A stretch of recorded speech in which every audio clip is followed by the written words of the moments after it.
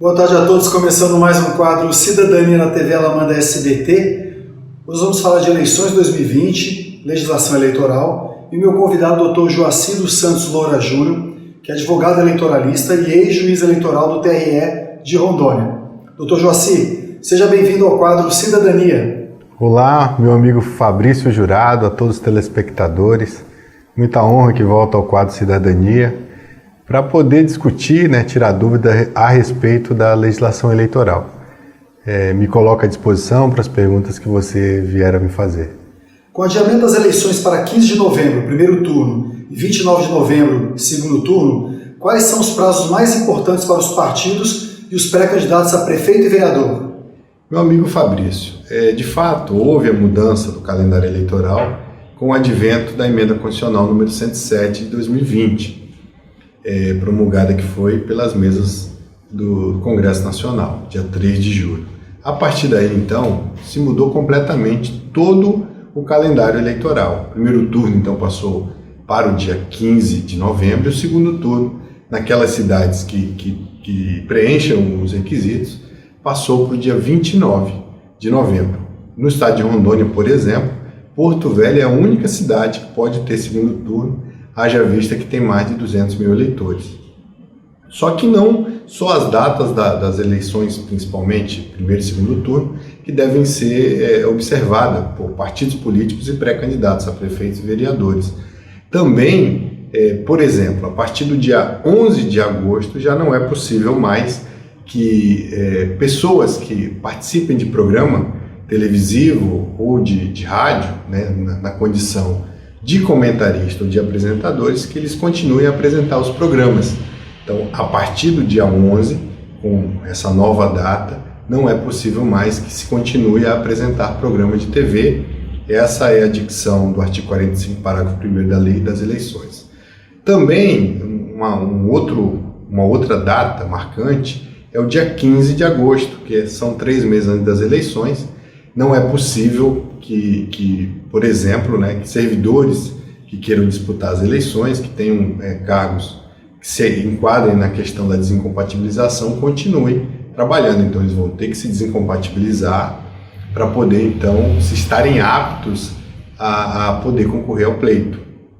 Outra data marcante também deve ser levada em consideração são as datas das convenções, que antes seria de 20 de julho a 5 de agosto, agora com a nova data do pleito, passou do dia 31 de agosto ao dia 16 de setembro. Então é esse período que os partidos políticos, os filiados, enfim, terão para poder fazer as convenções partidárias, que agora é na modalidade virtual ou na modalidade presencial, desde que preenchidos os requisitos de segurança sanitária. É importante também dizer que durante essa mudança de prazo, se deslocou o prazo do artigo 73, que fala das condutas vedadas, como, por exemplo, o fato de quem é pré-candidato não poder participar, a partir do dia 15 de agosto, de qualquer inauguração de obra pública ou de qualquer situação que simule uma inauguração de obra pública. Isso também dá cassação do registro. É muito importante que os pré-candidatos observem essas determinações da lei eleitoral em relação às condutas vedadas. E aí continua vamos dizer assim, a mudança do pleito em relação à prestação de contas, que agora é dia 15 do 12, a diplomação dos eleitos, que é dia 18 do 12.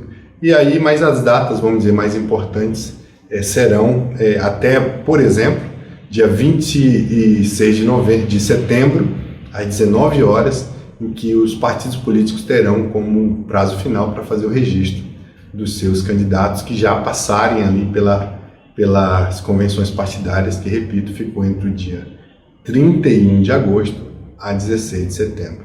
Quando é que o candidato poderá começar a fazer campanha e pedir votos? A data a qual os candidatos poderão fazer, e aí dando até continuidade à resposta da pergunta anterior, então, até o dia 26, os partidos têm como data limite para poder fazer o registro de candidatura. E então, a partir do dia 27 de setembro, é a data em que efetivamente começa a campanha eleitoral. E a campanha eleitoral, quando começa, é o período em que os candidatos poderão pedir voto, dizer abertamente: eu sou o candidato a vereador, meu número é tal, vote em mim. Eu sou candidato a prefeito ou a vice-prefeito, enfim. É essa data que vai do dia 27 de setembro até o dia 15 de novembro, que compreende o período de campanha eleitoral. Então, nessa data, os partidos políticos, através dos seus candidatos, poderão pedir voto, dizer que são candidatos, dizer quais são os projetos, fazer, enfim, toda aquela propaganda eleitoral que a gente conhece. Obviamente, esse ano, com uma mudança, né, porque estaremos aí num período ainda de pandemia, né, ou pelo menos de resquícios ainda de pandemia, e aí vai ser necessário uma segurança sanitária, onde certamente todo o tipo de propaganda eleitoral será feito nas redes sociais, através do Facebook, através da internet, através do WhatsApp, através do Instagram, enfim, nas redes sociais, né, será o alcance muito maior dos pretensos candidatos, né, aos seus eleitores dessa vez. Como as campanhas serão financiadas em 2020? Qual é o limite para o autofinanciamento e os limites para doações? Basicamente, Fabrício, são 4, né, a modalidade de financiamento que os candidatos poderão se valer nessas eleições. O primeiro deles é o fundo partidário. É possível que, através de recursos do fundo partidário, os candidatos recebam, né, de seus respectivos partidos, fomento financeiro para aplicar em suas campanhas. Também é possível através do Fundo Especial de Financiamento de Campanha. É uma modalidade nova que nasceu desde as últimas eleições de 2018, que, diga-se de passagem, veio substituir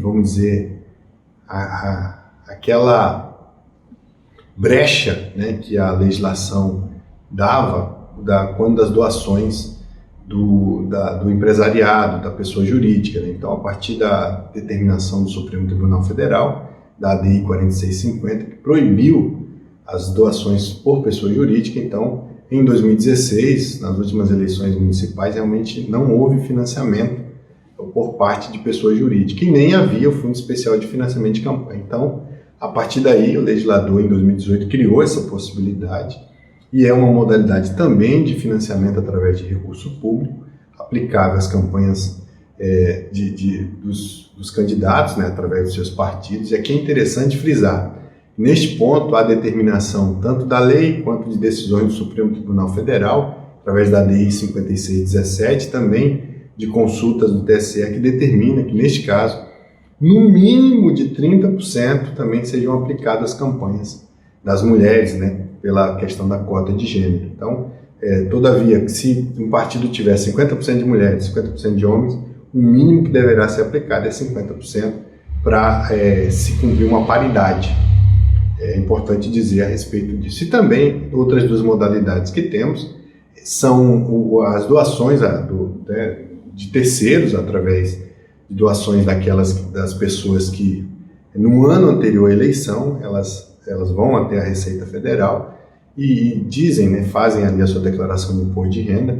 Então, essas pessoas terão aí 10% dos rendimentos brutos que foram aferidos e informados à Receita Federal para poder fazer de doação a candidatos ou a partidos políticos. E também, como última modalidade, o autofinanciamento, né, do candidato, onde ele pode utilizar os recursos até 10% do valor do limite da sua campanha. E aqui não é 10% do imposto de renda, é 10% do limite de campanha, para que ele possa, e aí exemplificando, por exemplo, se o limite da campanha dele é 200 mil reais, por exemplo, ele vai poder, então, mesmo que ele não tenha lastro financeiro de 10%, mas nesse caso, como ele é candidato, ele vai poder gastar o limite de campanha com autofinanciamento, até 10% desse limite.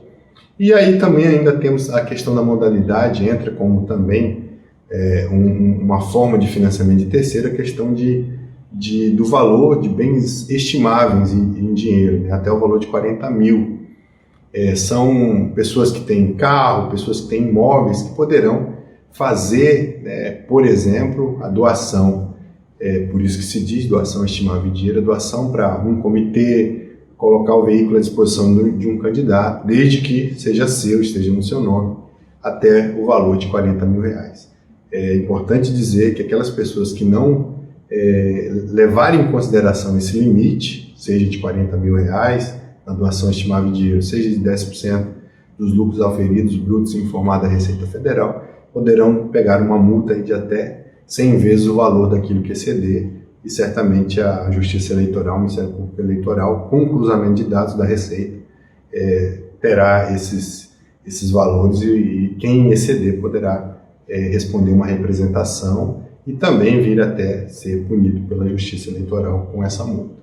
Qual será o limite de teto de gasto para a campanha de prefeito e vereador? Fabrício, o limite de gastos de campanha para prefeito e vereador esse ano, ela vai ter, na verdade, vai ser o mesmo limite de 2016, com uma alteração, uma atualização, na verdade, pelo Índice Nacional de Preço ao Consumidor Amplo, IPCA, né? Esse valor atualizado já deveria ter saído no dia 20 de agosto, mas como houve o adiamento das eleições, né, esse valor atualizado vai ser publicado pelo Tribunal Superior Eleitoral no dia 31 de agosto. Então, somente no final deste mês é que nós saberemos o valor atualizado. Mas só para você ter uma ideia, e os telespectadores também, em 2016, por exemplo, Porto Velho, para prefeito, que foi a cidade onde se pôde ter o maior valor, né, de limite de gasto de campanha, para prefeito foi R$ 2.957.384,54. Vereador aqui na capital, em torno de 139.825. Para o segundo turno, se pôde gastar aí 887 mil para aqueles candidatos que foram ao segundo turno para o cargo de prefeito. Já, por exemplo, se a gente pegar uma cidade como Cabixi, aqui de Rondônia, cujo eleitorado ali está em torno de 5 mil pessoas, o valor de limite de gasto para prefeito foi em torno de R$ 108.039. Já para vereador, o valor em torno de R$ 10.803. Então, esses valores que serão, como exemplo que eu dei, que serão atualizados este ano, agora, no dia 31 de agosto. O TSE, então, publica a tabela atualizada de 2016 com uma atualização do IPCA para fim de que seja válida para essas eleições o limite de gasto. Como será possível combater as fake news nas eleições de 2020? Meu amigo Fabrício, essa pergunta não é fácil a resposta. Primeiro porque, de fato, as fake news elas vêm sendo alvo, né, nas últimas eleições, por exemplo, foi o que permeou o debate das últimas eleições de 2018. Esse ano não vai ser diferente, infelizmente. As fake news, a desinformação, a mentira, tudo isso com fim eleitoral. É importante dizer aos telespectadores que o legislador eleitoral, desde 2013, ele vem criando aí tipos penais no Código Eleitoral que não aplaudem, que não de forma alguma essa questão das fake news, da desinformação, da mentira, da injúria, da calúnia, né? Então, tanto o Código Eleitoral consta lá no artigo 323, né, quem divulga na propaganda eleitoral fatos que sabem verídicos, isso já é um crime. E da mesma forma o artigo 326A, que foi incluído pela Lei 13.834 de 2019. Você tem uma ideia, Fabrício? Esse artigo 326A é aquela pessoa que dá causa a uma investigação policial ou processo judicial que sabe ser inocente a pessoa a qual se imputa aquela notícia, né? A notícia tida como criminosa. Então, quem compartilha, quem divulga, quem de alguma forma dá publicidade a essa fake news, a essa mentira, também está incorrendo nas penas desse crime, que inclusive é a maior pena do Código Eleitoral, cuja reclusão vai de 2 a 8 anos. Então, essa pena, inclusive, ela é aumentada de 1/6, né? Se o agente ele se serve do anonimato. Então, aquele princípio constitucional do anonimato aqui também tem repercussão, porque o legislador ele não quer que alguém se esconda através de um IP para ficar causando, para ficar de alguma forma divulgando, compartilhando, disseminando fake news. Por isso que eu lhe falei, responder essa pergunta é um tanto quanto difícil. Meu sentir é tal qual, até enxugar gelo, né? Mas a gente precisa ter a consciência como cidadãos de que não se ganha, né? O jogo político não ganha nada com a divulgação, com a disseminação da mentira, da inverdade, da desinformação, da fake news. Isso é a grande verdade. Então a gente precisa ter um pouco mais de consciência cidadã, de consciência cívica, não compartilhar mentiras, não compartilhar aquilo que lhe parece um título muito, você vê no celular, né, um título muito bonito e automaticamente compartilhando. Então muito cuidado, porque você pode ser sim punido, responsabilizado até criminalmente agora, com o artigo 326A do Código Eleitoral, cuja pena é muito pesada. Então, a dica que eu posso dar em relação a essa resposta, que é muito difícil, né, de que, de fato, a gente precisa ter um pouco mais de consciência para que a gente não incorra nessa divulgação, disseminação, compartilhamento de fake news. Dr. Joaci, muito obrigado pela participação no quadro Cidadania. Fabrício, eu também quero aproveitar aqui o ensejo, agradecer a você todas as mensagens positivas que você me mandou e desejar, né, que é um programa que antecede ao Dia dos Pais aqui, um grande abraço a todos os pais, ao meu pai, ao seu pai, a você que é pai, enfim, amigo, a todos nós, né, como pais nesse dia, que a gente possa ter um dia pleno aí com nossos filhos, ainda que dentro dessa questão da pandemia, né? Mas quem puder, dar um abraço virtual no seu pai, quem não puder, cujo pai já foi, que lembre nesse dia com muita alegria do seu pai. Fica aqui o meu abraço, meu carinho, mais uma vez agradecendo a oportunidade de participar desse programa que tem grande audiência e presta um grande serviço cívico de cidadania a toda Rondônia. Abraço. E para finalizar, tendo em vista a minha pré-candidatura a prefeito de Porto Velho e em respeito à legislação eleitoral, deixo de apresentar na data de hoje o quadro Cidadania na TV Alamanda SBT. Eu queria agradecer a audiência de vocês durante todo esse tempo que eu apresentei o programa, desejar um sucesso a todos e um grande abraço. Até breve.